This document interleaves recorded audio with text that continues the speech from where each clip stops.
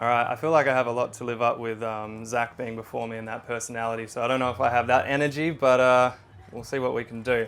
But I will start with a bit of a survey for everybody that is here. I want to ask you each to raise your hand if you think you want to see a world where animals aren't abused and murdered anymore. Cool, most people. What animals are just not being exploited anymore? Yep, awesome, awesome. Now, raise your hand again if you're a vegan. Yep, most people keeping their hand up, okay. Now raise your hand if you are a consistent animal rights activist. Less so. Now, the reason I did that is because I just wanted to point out something, and it's not coming from a place of judgment or not, but most people do want to see a world where animals aren't exploited, aren't abused, aren't murdered, but most people aren't vegan. And then for those who are vegan, most aren't even animal rights activists.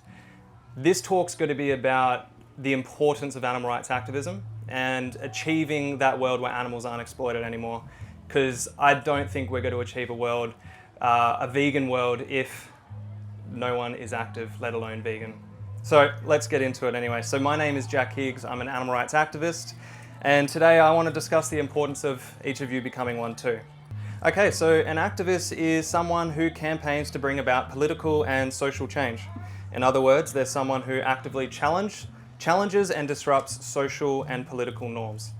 So that could just be partaking in activism, which is very important. It acknowledges that humans are not perfect and that we need to challenge our downfalls and evolve towards a better world, essentially. So there are various ways we can all participate in activism. That can be through protests, outreach, education, community organizing. So literally events like this today, it all occurs because of activism. We only have to look back on social movements of the past to see how pivotal activism was in challenging injustices. So we can look at black rights, we can look at women's rights, gay rights, and that's going on till today. So what is animal rights activism then? As we just discussed, it's activism but focused around animal rights. So it's someone that challenges and disrupts social and political norms that discriminate and exploit individuals based on their species. There's someone that advocates for the recognition and rights of non-human animals and the abolition of their exploitation, abuse, and murder. An animal rights activist, logically speaking, is a vegan, as they're someone that does not participate in the exploitation themselves. This can include the consumption and use of animal products and the use of animals in entertainment, testing, and fashion. Veganism is simply an extension of animal rights, as it would be hypocritical to recognize that animals should not be exploited, but then actively participate in their exploitation as a non-vegan. I think it would also be useful to clarify what a right actually is. And to put it simply, a right just means a protected interest. So in the case of human rights, we're referring to the interests of humans that we see important enough to legally protect against. For example, our right not to be enslaved and exploited, and our right not to be murdered and abused, among many others, but I'm talking about the rights to life here, the most basic and essential ones. So in the same sense, animal rights would be the recognition that non-humans are similar enough to humans in all the ways that matter, that we too should logically extend them to them.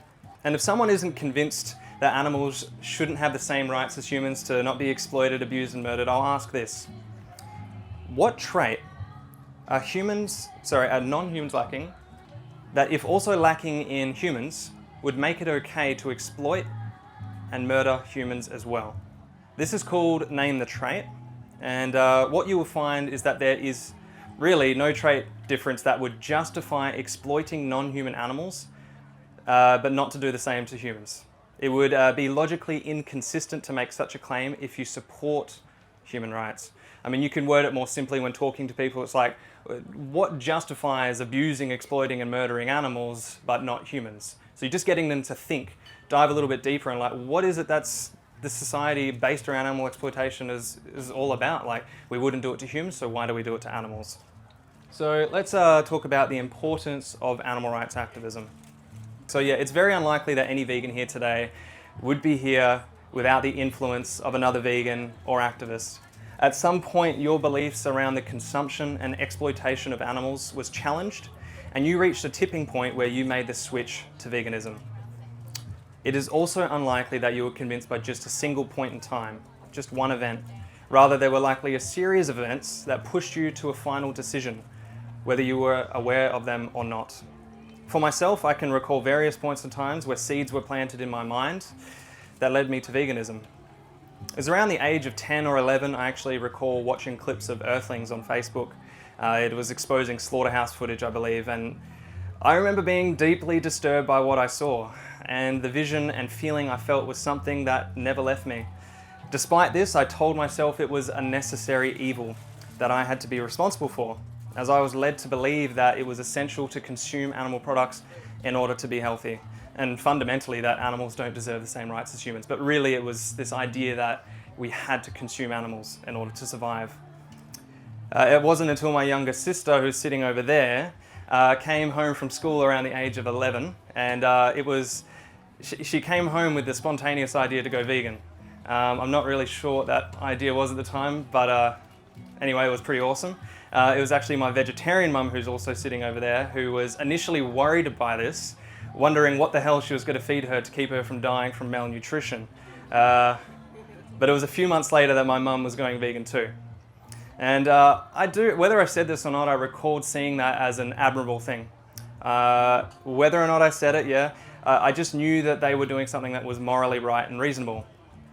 My mum eventually persuaded me to watch the combination of documentaries such as What the Health and Cowspiracy on Netflix, followed by a really powerful James Aspey speech on YouTube. At which point, shortly after this, I recall sitting down in front of a steak that was cooked for me at dinner, and I remember staring down at this piece of flesh, and I vividly recalled the slaughterhouse footage I saw all those years earlier, and then obviously the seeds being planted with my mum and my sister going vegan and everything else. I just knew at this point I didn't want this to be cooked for me anymore. And I remember working up all that mental strength to say, look, Mum, I don't want you to cook this for me anymore. And I vividly remember that. And that was like a real pivotal point in my vegan journey. Now, this also sounds a little bit silly, but I do remember feeling like I was going to be losing a big chunk of masculinity at the age of 17. But in hindsight, I potentially only gained it. Because I like to ask non-vegans today, when the topic of meat and masculinity comes up, what's more masculine? Protecting the vulnerable and the innocent, or abusing them? I think the answer to that is quite clear, and people often always agree with that, actually, despite not being vegan. So what can you do to be protecting the innocent animals being exploited and murdered daily? Well, I would say the most obvious first step is going vegan. No longer participating in the abuse and murder of non-human animals. But really, that's just a non-action. By going vegan, you are technically becoming a bystander to violence, not a participant. Now, there's no denying that that is a really important step. It absolutely is. However, significant change only occurs when you become someone that actively prevents others from participating in the same violence that you did. That's what it means to become an activist, which I would say is the second step. For those vegans who aren't activists yet, ask yourself this. If you were in the victim's position, would you want your oppressor to simply go vegan alone? Or would you want them to go vegan and speak up to prevent others from participating in your same exploitation and violence? Again, I hope the answer to that is clear. So it was Erica Chenoweth, a political scientist who extensively studied non-violent social justice movements of the past. And she developed a theory known as the 3.5% principle or rule. It's a rule that suggests that when 3.5% of a population participate in active and sustained campaigning against a particular social injustice, a tipping point can occur where a social movement can gain broad societal support, erode oppressive power structures, and compel authorities to negotiate and concede. Whilst the estimated percentage of vegans around the world is around 1% or even less, and then the percentage of animal rights activists likely being far less than that also, I find it really empowering and motivating to think about how close and how little that number really is, and how soon we could potentially get there if we all became active. It's also something that we can aim for within the vegan community, I think. If approximately 3.5% of vegans were animal rights activists and that was influencing others, there's no reason to think that we couldn't influence the vegan movement to become more active, become animal rights activists. And when we think about this 1% figure of vegans around the world, theoretically, if every one of those vegans were to convince another person to go vegan, we would have a vegan world in 10 years. This is an oversimplification, obviously, but I still find that really motivating and empowering to think about the influence we actually have if we all start doing something. But none of this can occur unless we hold ourselves accountable and do what we can to become active in whatever way to speak up for the most oppressed individuals on this planet, non-human animals. So, how can you find your voice as an activist? There are so many ways we can speak up for animals, and there really is no one way to do it. As humans, each of us have a very unique set of skills and interests. What we really need is activism diversity. There is no one size fits all when it comes to all the ways that we can participate in spreading the animal rights message. However, I will emphasize that the core message must remain the same and consistent, which is that non-human animals deserve the same rights as humans to not be exploited and objectified. However you present that message is totally up to you, but the most important part is to actually find a way to communicate that message in a way that's effective, practical for you, and consistent. So I want to go through some examples of different types of activism. It's not an extensive list, but there's some important ones here. So we've got education. I like to think of someone like Earthling Ed doing that really, really well. He's a very good educator, very good public speaker. You have protests, public demonstrations. I mean, that's what I do. That's what Tash obviously does. We have legislative advocacy, really important. You can think of AJP there, volunteering for that. Absolutely, super important. Legal advocacy. So Tash and I have actually been in contact with many lawyers who have offered pro bono work, currently are for us right now, which is super important for someone that's facing legal consequences regularly. But if you're a lawyer, you know a lawyer, convince them to do some free work for activists, because it's so important, it's so helpful, because it's not cheap. So you've got open rescues, undercover exposés. Obvious ones there would be FTP, Farm Transparency Project. Super important stuff. Even Joey Carbstrong has done a recent gas chamber expose in the UK. You've got public outreach, something that I spend most of my time doing. And it's so easy. That's a really good first step, I reckon, for a lot of people. I'll talk about my journey into outreach as well. Supporting animal sanctuaries, donating money because they always need help. Sharing the work of other activists on social media, super simple one, low-hanging fruit, something we can all do, and I hope you all do it already. And then offering your skills to support and promote other activists. It could be any type of skill you have. If you think you can offer it to somebody, or even myself or Tash, reach out. We're always wanting help. So if you've got something to teach and provide, absolutely. Filmmaking and content creation, so that documentaries, YouTube videos, the obvious social media there as well. If you're just starting out, find the form of activism you're most comfortable with, which requires the least amount of effort to start out with, and then you can progress from there. So my first introduction into activism was the Cube of Truth, which is a form of outreach, and I started doing that at the age of 19, 2 years after going vegan. The only reason I went was because my mum actually worked up the confidence to start going herself and just hold a TV, listen to other outreach speak, and just find a way to learn that way, get involved. I too was actually really quite nervous at the idea of doing outreach, especially out in public. I've always had a level of social anxiety, which doesn't go away today. I get super nervous before we do any type of protest or anything like that. And I was also afraid of what onlookers would think as they pass by, because, you know, we are a minority and people don't have nice thoughts of us often. But once I was there, I found myself immediately pushing through the discomfort, starting conversations with non-vegans who were stopping to watch the slaughterhouse footage.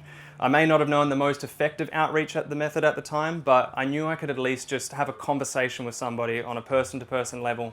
It was only 2 years prior where I was in the exact same position of them, and most of you have also been non-vegan if you're not vegan already. So we all know what it's like to be in their shoes, so we can all have a conversation.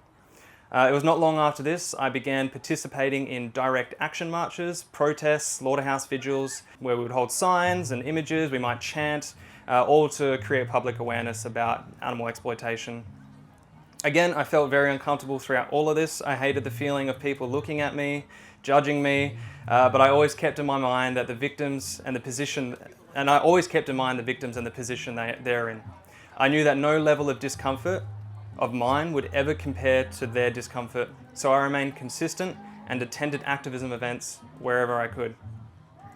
The most important part when we start doing activism is just to simply show up And do whatever you can to be present for animals. Super important. Consistency is really what matters over time. And just as a anecdote, I mean, I've seen so many activists from years prior who aren't doing activism now for multiple reasons. But I mean, there's always something you can do, and most of them still are trying to do something, but it's just like, always think about the victim, the position they're in. Does your discomfort about getting out there and putting yourself in these uncomfortable situations compare to theirs? So yeah, it was only a couple years into activism. It became hard to miss the activism my now girlfriend Tash Peterson was doing at the time. I specifically recall sitting in a cafe and I was looking at the West Australian newspaper in front of me, and there she was holding a right to rescue flag, and she was running across a football field. I was immediately inspired by this, and I just saw an opportunity to be a part of something powerful here. So I decided to reach out to her. It didn't take long before Tash asked me if I could film an upcoming protest of hers at McDonald's. Again, I can't lie, I was super nervous about this, really hesitant, but I pushed through that and I agreed to do it. That protest received over 15 million views on TikTok, so I knew Tash was onto something. So we haven't stopped since, obviously. Currently, I take part in various forms of activism, but I mostly focus my time into filming street outreach, debates, and the occasional protest myself, mostly filming Tash doing the protesting, which then often involves hours of video editing after that. So that's the power of social media, really. That's why I put my time and effort into editing videos, because you can reach so many people. Even if you don't have a big following, like you have a conversation with one person, you post it, I can guarantee you're gonna get a minimum of 10 views. Anyone can get 10 views. That's 10 people that saw that conversation that would never have otherwise. But really, social media is, you never know when you're going to reach a gigantic audience. It could just be that one video that just goes viral, and there you go. That's an animal rights message that's been exposed to potentially millions of people. Since I've started doing this, I've really tried to figure out ways, and Tash as well, like how can we get the bigger audience? How can we get more views? And since January this year, I've gone from maybe less than a million views up to 35 million views. I think I had maybe 1,000 subscribers, and then as Kimmy said, that I'm at 22,000 now.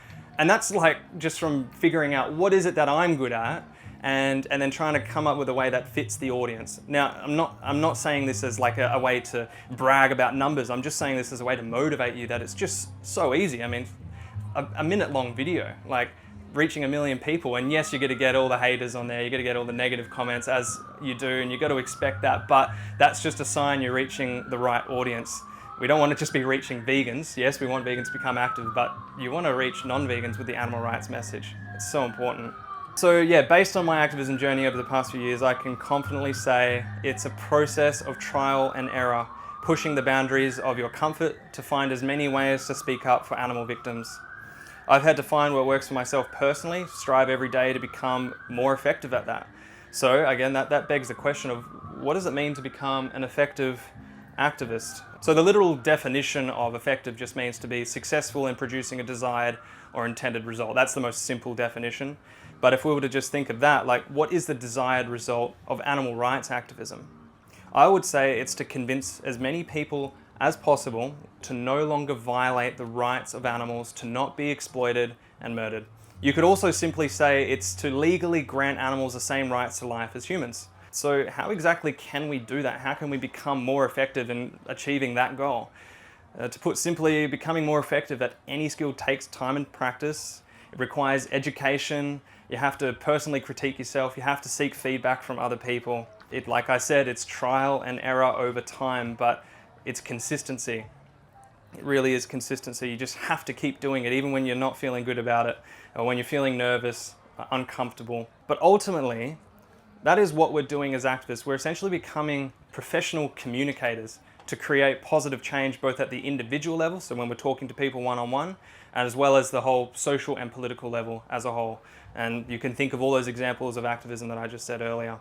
So whatever level you choose to focus your time and energy, I really do believe that it's important that we can all improve on our communication skills fundamentally when discussing veganism or animal rights.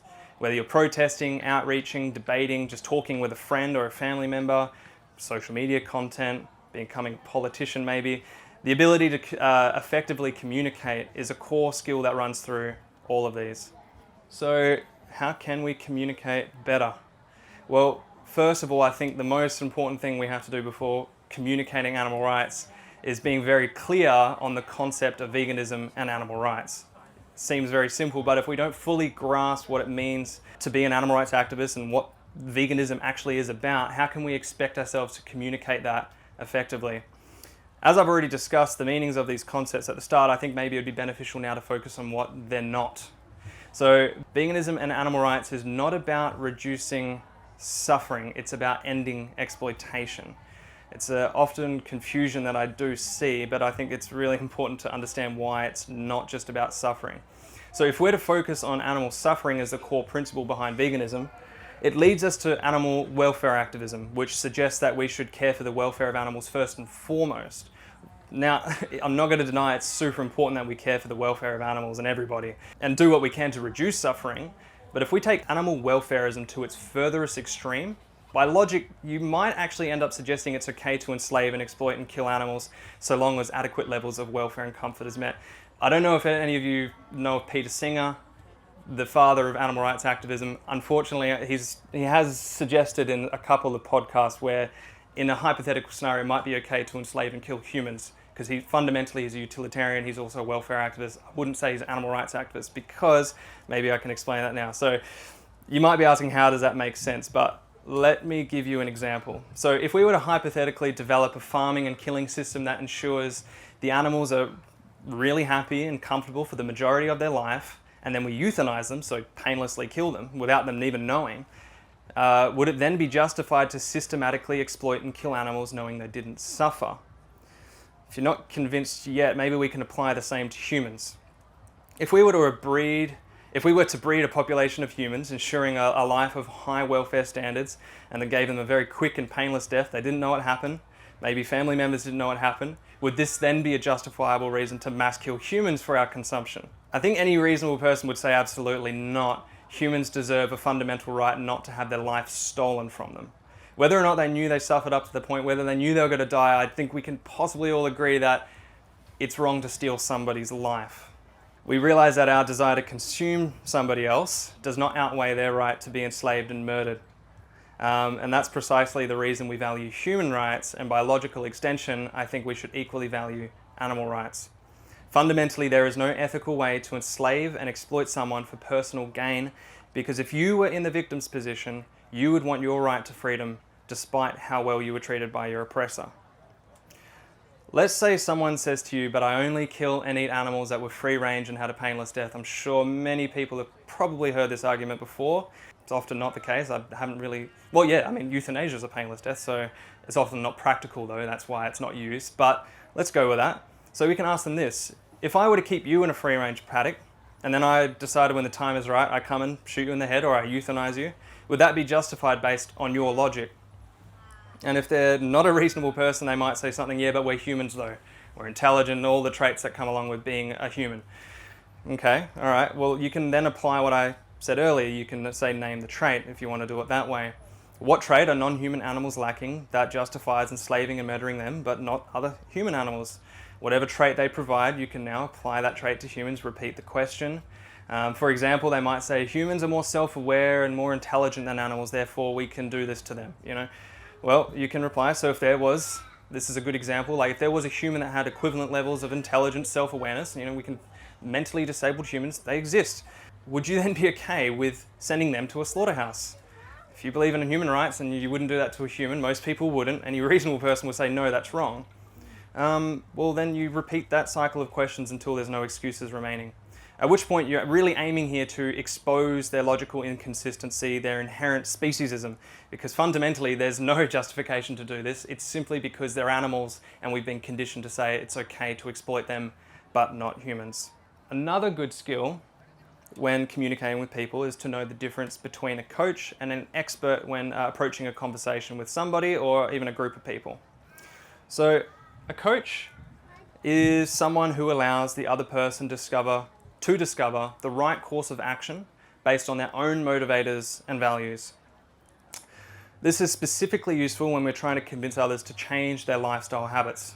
For example, becoming a vegan. When we're taking a coach approach, we use various communication techniques as a means to probe someone's personal beliefs and values, to nudge them in a direction that aligns their actions with their innate beliefs and values. So in the case of veganism, most reasonable people agree on the idea that animals shouldn't be abused, and most people sometimes agree that they shouldn't be exploited. But most people would then also agree that they should be protected and not harmed. For those who say that they don't take issues with animals being abused, there are some, I would say it's a small percentage. They're either psychopathic, they're lying, or they're just being very conditioned. I've come across a few. Most people I speak to ask the question, are you against animal abuse? They say yes. I've had recent conversation, then I say, what should the consequences be? I don't really want to say out loud what they said the consequences should be, but it's not good. Public execution is one of them. I then follow that question up with, okay, are you a vegan then? No, they're not. So it's just really, really hypocritical. But that's just to say that most people do agree with this. But then the difference between a non-vegan and a vegan is that the vegan is aligning their daily actions with their belief that animals shouldn't be abused. That's really the fundamental difference. So the goal of using the coach approach is to simply shine a light on a non-vegan's own belief that animal abuse is wrong and allowing them to come to the conclusion themselves that going vegan is the only rational decision to make. So now we can look at the expert approach. I'll just keep this one simple because it's quite simple. So an expert, on the other hand, is about providing advice and information on a particular topic, for example, veganism. An expert answers questions and provides facts. There's someone that tells the other person what to do and suggests the right way to live. Now, when we consider both approaches, the coach and the expert, what do you think is going to empower people to make a lifestyle change? Telling them what to do or convincing them to change based on their own values and motivators? Does someone want to answer that? What do they think? Think the coach? All right. So I would say in the case of an outreach scenario, I would say that being a coach is likely going to be more effective in creating personal motivation to change their lifestyle. So one-on-one conversations or with a group, I would probably say 100% yes, and I think there's a lot of science to suggest so. That's what an actual professional coach in lifestyle change would do. But I'm not saying this to discourage the use of expert communication, because as animal rights activists, we often hold knowledge that non-vegans are unaware of. We will likely be asked questions of which we have to provide an informative answer to. Or we might also be engaging in a public protest, something I also do. It's not really the place to be a coach because you're not talking to somebody one-on-one. You're literally there to provide facts and ideally open people up to a message that they're mostly shut off from. So in an outreach setting, we'll focus mostly on being coaches. And then also in that same conversation, you might become the expert and provide knowledge and information when you're asked to do so, because they ask questions. You can't always just put it back on them. You have to answer things. And it's just about doing that in a succinct and polite way and then bringing it back to questioning them. I'm going to get into some skills of a coach soon. But to put simply, being a coach is the equivalent of being in the passenger seat of a conversation, allowing the non-vegan to drive to the destination of veganism, just with the help of your guidance. You can just think of a driving instructor. That's what you're trying to do. So how can we guide a conversation as a coach? What communication skills and qualities are most useful? So as with any communication, I think it's important to recognize that it's a two-way street. However you want to be treated as an outreacher, we should equally treat the other person we are speaking to.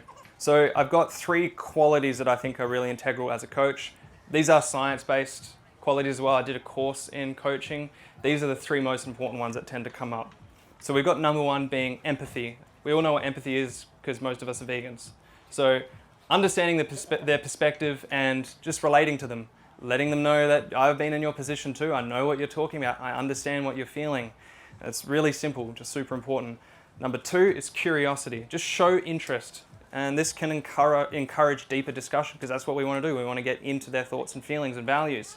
Show you're curious in them and what they have to say. And then openness. So this is about creating a non-judgmental space. There's always room for judgment, but ideally in a one-on-one conversation, you keep that to yourself because this encourages honesty. You want them to, again, open up. If you want them to be open, you have to be open. So following these qualities are the skills. So these are things you can actually focus on doing in a conversation. You can actively do them. So number 1 is listening. So this is about providing your undivided attention to them, using nonverbal cues such as eye contact, nodding your head, letting them know you're actually listening to what they're saying. Again, this can help express those qualities. So it lets them know that you're being open to them, you're being curious in them, and you're also being empathetic to them as well. Number 2 is reflecting. So to put simply, it's just restating what someone said, and it's seeking clarification to let them know that you actually understood them. So an example of that would be, once they finish speaking, are you saying you oppose animal abuse and value animals? So you just, yes or no, is that what you said? That way we can move on. If they said no, well, okay, let's try to get to the bottom of what you actually just said. So it creates clarity, reduces misunderstandings, and makes non-vegans feel valued as well. So number 3, open-ended questioning. This is a really important one when you're talking to people. There's a place for close-ended ones, which is yes or no, single word answer. That can help progress the conversation. But open-ended questions is really where you get to dive a lot deeper into the thoughts, feelings, beliefs, and values of that person. That's the goal of having these conversations. We want to understand that about them. So what's an example of an open-ended question? What's your thoughts on animal abuse? What do you think the consequences should be? So it's just getting to explore what they actually think about it. Super simple, but really, really important if you want to progress a conversation. So really, that's the core qualities and skills. So empathy, curiosity, and openness, active listening, reflecting, open-ended questioning. Super important. Now, I just want to quickly touch on the AV method. So this is an outreach method. I'm not going to go too deep into it, but it's a super important thing. So if anyone is actually interested in further developing the outreach and conversation skills, I would highly recommend watching Paul Bashir's outreach workshop on YouTube. It was this workshop that took my outreach skills to the next level only a couple years ago. And it gave me the ability to speak to people about veganism in a way that I couldn't before. It was a major catalyst in my activism journey, I will say, as well as Tash's as well. Like, that's how we really learnt to outreach, was after this workshop with him in Melbourne. So he particularly teaches the outreach method known as the AV method, which follows, I know you can't read this, but if you want this, I'll explain in a second. You can just send me a message or come and ask me and I'll send it to you as a PDF. It's just a step process to how to guide and take control of a conversation. It uses the coach approach, it uses open-ended questioning, and it deals with all the excuses you've got to hear. You can't read the words, I know, but that circle is essentially every single excuse you might hear from a non-vegan. And it's just how to answer that and then get back into control of the conversation and lead it on. I'm not going to go through the steps. Watch this on YouTube, Holding Non-Vegans Accountable 3.0. I think he updates it regularly. And then he talks about this, and if you want it, I can send it to you, or you might be able to find it on the internet. Ultimately, it just makes speaking to people so easy and practical, as well as everything else I said today, but this would kind of be like, you can take this in as like a little handbook, you can remember the questions, have conversations with literally anybody, one-on-one, out in the street. It's really, really awesome. Yep, so just to summarize, the vegan world starts with you. At the start of this, I asked who wants to see a vegan world, and pretty much everybody said that would be an ideal world. The amount of people that said they're activists was only a small fraction of that. Maybe it was 3.5%, I don't know, that would be good, but I don't even know if it was. We need to be consistent animal rights activists, and activism diversity is really important. You need to find the thing that you can do, the thing that you're interested in, and get better at it. Get better at communicating that thing that you're interested in. But you have to be clear on the core message, which is animal rights and veganism. Granting animals the same rights to life, to not be exploited, abused, and murdered, just as humans. That's where effective communication is key. You have to learn how to speak. You can apply some of those qualities and skills I talked about. Look at the AV method. Just get accustomed to talking to people and learning how to take control of a conversation, but also putting the spotlight on them, digging into their thoughts and beliefs. And yep, as I said, find the activism that works for you and do it well. But animals are relying on you to start literally right now. Because if you're not, you're complacent in violence. I'm not saying if you're a vegan, you're obviously not supporting it. That's an amazing first step, but you're still complacent. You're not actively speaking up for the victim because that's what they want you to do. Thank you, everybody.